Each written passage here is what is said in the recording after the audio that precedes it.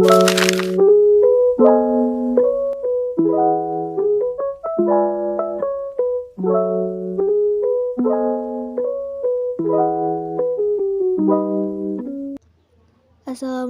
warahmatullahi wabarakatuh. Halo teman-teman semua, kami dari kelompok 6 kelas 10 OTP 2. Kelompok kami beranggotakan 6 orang, yaitu Lulu Janis Kafatika Sari nomor absen 30, Eka Kumasari nomor absen 1, Eti Yulianti nomor absen 3, Febriana Cahya Satyawati nomor absen 5, dan Junita Dwi Tamara nomor absen 24. Pada kesempatan kali ini kami akan mempresentasikan materi bab 2, yaitu tentang ketentuan Undang-Undang Dasar Negara Republik Indonesia tahun 1945 dalam kehidupan berbangsa dan bernegara. Materi tersebut terdiri dari A. Wilayah Negara Kesatuan Republik Indonesia, kedudukan warga negara dan penduduk Indonesia, C. Kemerdekaan beragama dan berkepercayaan di Indonesia, dan D. Sistem pertahanan dan keamanan negara Republik Indonesia. Bab 2. Ketentuan Undang-Undang Dasar Negara Republik Indonesia tahun 1945 dalam kehidupan berbangsa dan bernegara. Undang-Undang Dasar Negara Republik Indonesia tahun 1945 merupakan konstitusi negara kita tercinta. Sebagai konstitusi negara, di dalamnya tentu saja diatur hal-hal mendasar yang berkaitan dengan kehidupan berbangsa dan bernegara. Misalnya tentang bentuk negara dan pemerintahan, kedaulatan negara, tugas dan kewenangan lembaga-lembaga negara, keberadaan pemerintah daerah, wilayah negara, hak dan kewajiban warga negara, dan sebagainya.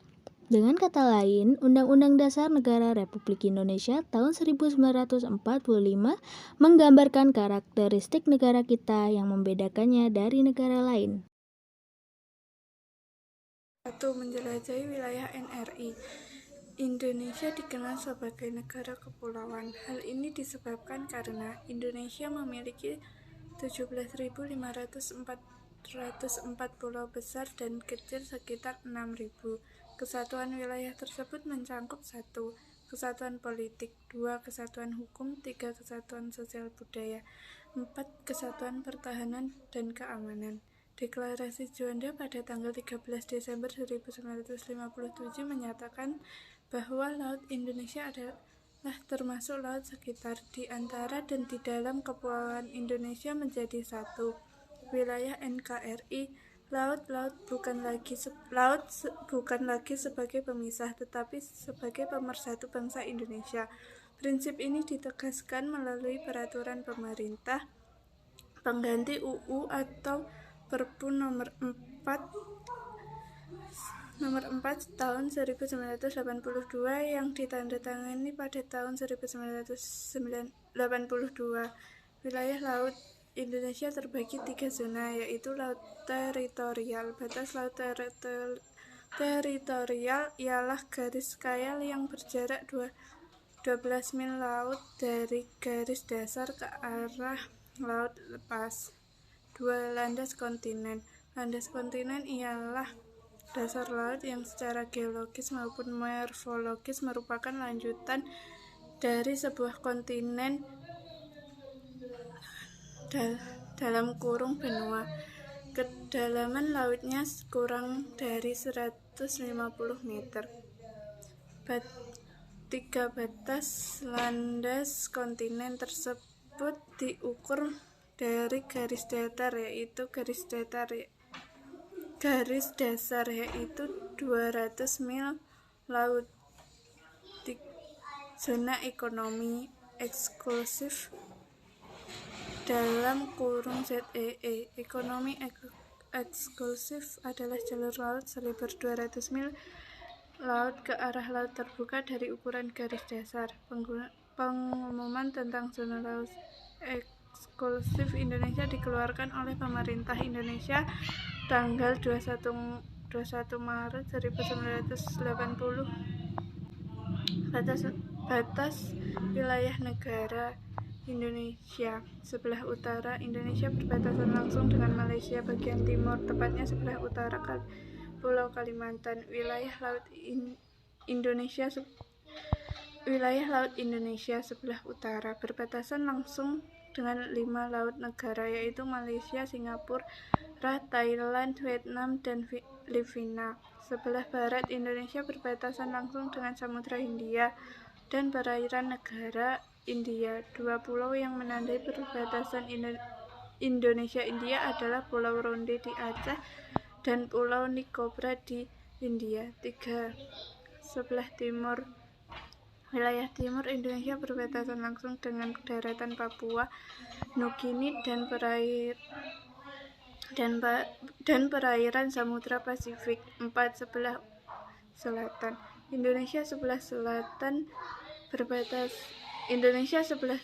berbatasan langsung dengan wilayah daratan Timor Leste, perairan Australia, dan Samudra Hindia. Kedudukan warga negara dan penduduk Indonesia. Status warga negara Indonesia. Kewarganegaraan Republik Indonesia diatur dalam Undang-Undang Nomor 12 Tahun 2006 tentang Kewarganegaraan Republik Indonesia. Menurut UU ini, orang yang menjadi warga negara Indonesia atau WNI adalah sebagai berikut. Setiap orang yang sebelum berlakunya UU tersebut telah menjadi WNI. 2. Anak yang lahir di luar perkawinan yang sah dari ibu WNI. 3. Anak yang lahir dari perkawinan yang sah dari ayah dan ibu WNI. 4. Anak yang lahir dari perkawinan yang sah dari seorang ayah WNI dan ibu warga negara asing atau WNA. 5. Anak yang lahir dari perkawinan yang sah dari seorang ibu WNI dan ayah yang tidak memiliki kewarganegaraan atau hukum negara asal sang ayah tidak memberikan kewarganegaraan kepada anak tersebut. Salah satu syarat berdirinya suatu negara adalah adanya rakyat. Tanpa adanya rakyat, negara itu tidak mungkin terbentuk. Menurut kalian, apakah sama pengertian rakyat, penduduk, dan warga negara? Jawabannya berbeda. Satu dan yang lainnya merupakan konsep yang serupa tapi tidak sama. Masing-masing memiliki pengertian yang berbeda. Penduduk dan bukan penduduk. Penduduk adalah orang yang bertempat tinggal atau menetap dalam suatu negara.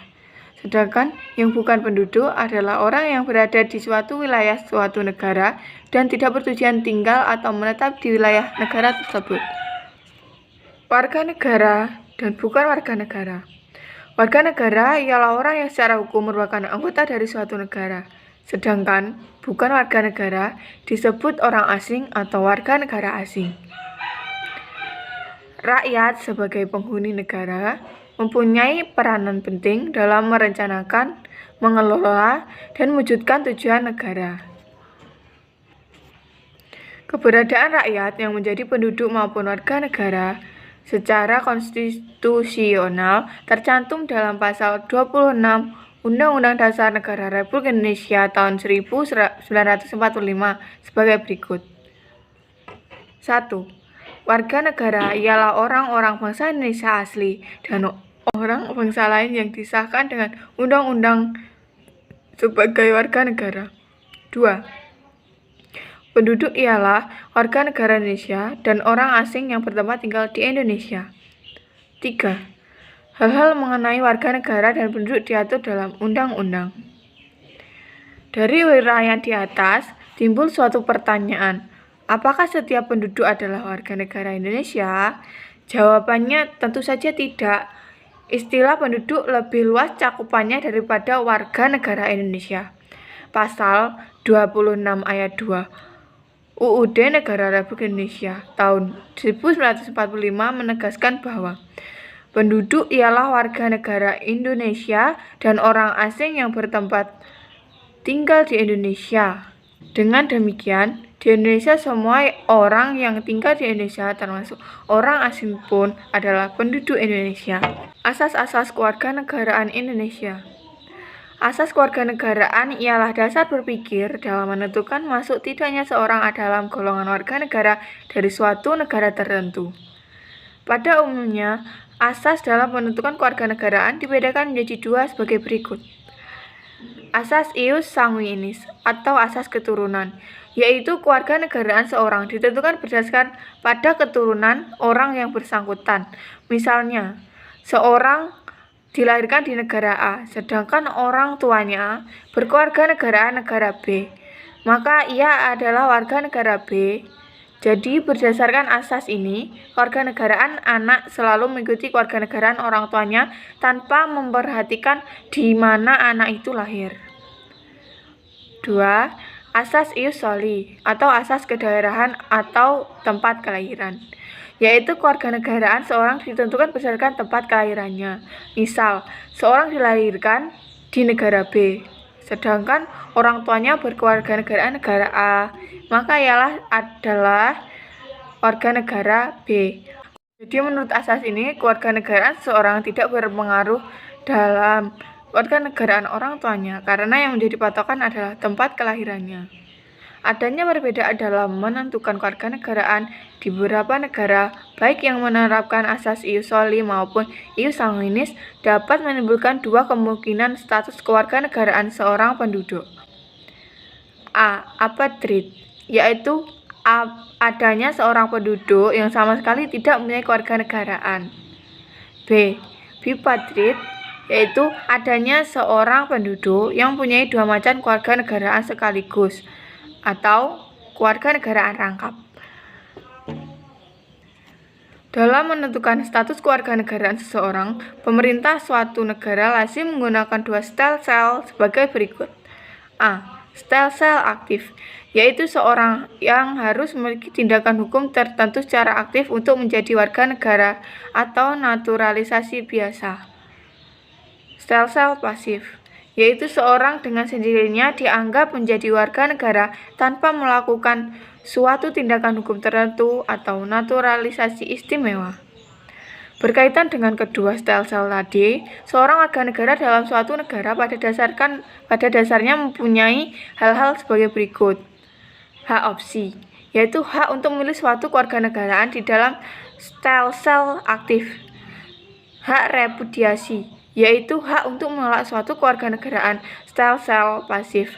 Berdasarkan uraian di atas, asas kewarganegaraan apa yang dianut oleh negara kita, menurut penjelasan Undang-Undang RI Nomor 12 Tahun 2000 tentang Kewarganegaraan Republik Indonesia, dinyatakan bahwa Indonesia dalam penentuan kewarganegaraan menganut asas-asas sebagai berikut. A. Asas ius sanguinis, yaitu asas yang menentukan kewarganegaraan seseorang berdasarkan keturunan, bukan berdasarkan tempat dilahirkan. Asas ius soli secara terbatas, yaitu asas yang menentukan kewarganegaraan seseorang berdasarkan negara tempat kelahiran, yang diberlakukan terbatas bagi anak-anak sesuai dengan ketentuan yang diatur undang-undang. Asas kewarganegaraan tunggal, yaitu asas yang menentukan satu kewarganegaraan bagi setiap orang. Asas kewarganegaraan ganda terbatas, yaitu asas yang menentukan kewarganegaraan bagi anak-anak sesuai dengan ketentuan yang diatur dalam undang-undang. Syarat-syarat menjadi warga negara Indonesia. Penduduk asli negara Indonesia adalah warga negara Indonesia. Sedangkan orang asing dari bangsa lain untuk menjadi warga negara Indonesia perlu sebuah permohonan. Proses permohonan tersebut disebut kewarganegaraan atau naturalisasi. Naturalisasi biasa.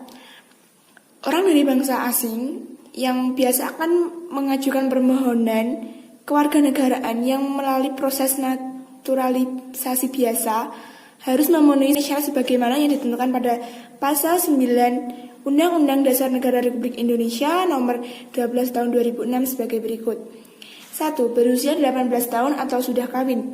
2. Pada waktu pengajuan permohonan sudah bertempat tinggal di wilayah negara Republik Indonesia. Yang ketiga, jasmani dan rohani. Yang keempat, dapat berbahasa Indonesia serta mengakui dasar negara Pancasila dan Undang-Undang Dasar Negara Republik Indonesia tahun 1945. Yang kelima, tidak pernah dijatuhi pidana karena melakukan tindak pidana yang dengan ancaman pidana 1 tahun lebih. Yang ketujuh, mempunyai pekerjaan atau berpenghasilan tetap. Yang kedelapan, membayar uang kewarganegaraan ke kas negara. B. Naturalisasi istimewa. Naturalisasi istimewa diberikan sesuai ketentuan Pasal 20 Undang-Undang Republik Indonesia Nomor 12 Tahun 2006. Naturalisasi istimewa diberikan kepada orang asing yang telah berjasa kepada negara Republik Indonesia atau dengan alasan kepentingan negara setelah memperoleh pertimbangan dari Dewan Perwakilan Rakyat Republik Indonesia. 4. Penyebab hilangnya kewarganegaraan Indonesia. Menurut Undang-Undang Republik Indonesia Nomor 12 Tahun 2006, warga negara Indonesia dapat kehilangan kewarganegaraannya jika melakukan hal-hal sebagai berikut. A. Memperoleh kewarganegaraan lain atas kemauannya sendiri. B. Tidak menolak atau tidak melepaskan kewarganegaraan lain. C. Mendapatkan hilangnya kewarganegaraan oleh presiden atas kemauannya sendiri. D. Masuk dalam dinas tentara asing. Yang E. Masuk dalam dinas negara asing atas kemauan sendiri. C. Kemerdekaan beragama dan berkepercayaan di Indonesia. 1. Pengertian kemerdekaan beragama dan berkepercayaan. Masyarakat Indonesia merupakan masyarakat yang beragama. Kehidupan agama merupakan bagian yang tidak terpisahkan dari kehidupan seluruh masyarakat Indonesia, termasuk kalian sebagai pelajar. Setiap awal pelajaran kalian tentunya selalu dipersilahkan untuk berdoa berdasarkan agama dan kepercayaannya masing-masing. Kemerdekaan beragama dan berkepercayaan mengandung makna bahwa setiap manusia memiliki pelaksanaan ajaran agama menurut keyakinan dan kepercayaannya. Kemerdekaan beragama dan kepercayaan di Indonesia dijamin oleh UUD Negara Republik Indonesia tahun 1945 dalam pasal 28 ayat 1 dan 2 sebagai berikut.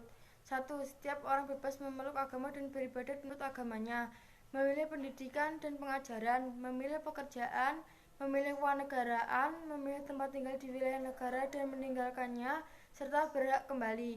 2. Setiap orang berhak atas kebebasan meyakini kepercayaan, menyatakan dan sikap sesuai dengan hati nuraninya. Di samping itu, dalam pasal 29 UUD Negara Republik Indonesia tahun 1945 ayat 2 disebutkan bahwa negara menjamin kemerdekaan tiap-tiap penduduk untuk memeluk agamanya masing-masing dan untuk beribadat menurut agamanya dan kepercayaannya itu. A. Adanya pengakuan yang sama oleh pemerintah terhadap agama yang dipeluk oleh warga negara. B. Tiap pemeluk agama mempunyai kewajiban, hak, dan kedudukan yang sama dalam negara dan pemerintahannya. C. Adanya kebebasan yang otonom bagi setiap penganut agama dengan agamanya itu. Apabila terjadi perubahan agama, yang bersangkutan mempunyai kebebasan untuk menetapkan dan menentukan agama yang lain kehendak. D. Adanya kebebasan yang otonom bagi tiap golongan untuk beragama serta diperlindungan hukum dalam pelaksanaan kegiatan peribadatan dan kegiatan keagamaan lainnya yang berhubungan dengan sistem agama masing-masing. 2. Membangun kerukunan umat beragama.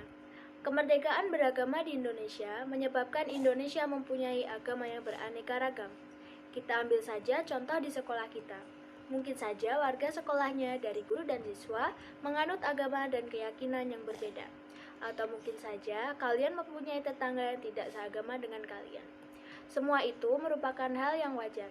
Keberagaman agama yang dianut oleh bangsa Indonesia itu tidak boleh dijadikan hambatan untuk memperkokoh persatuan dan kesatuan. Justru karena dengan keberagaman tersebut dapat menciptakan suatu kekuatan untuk saling melengkapi satu sama lain, sehingga dapat tercipta kedamaian dalam kehidupan bermasyarakat. Hal tersebut dapat terwujud apabila dibangun kerukunan umat beragama. Pengertian kerukunan umat beragama. Kerukunan umat beragama merupakan sikap mental umat beragama dalam rangka mewujudkan kehidupan yang serasi, dengan tidak membedakan pangkat, kedudukan sosial, dan tingkat kekayaan.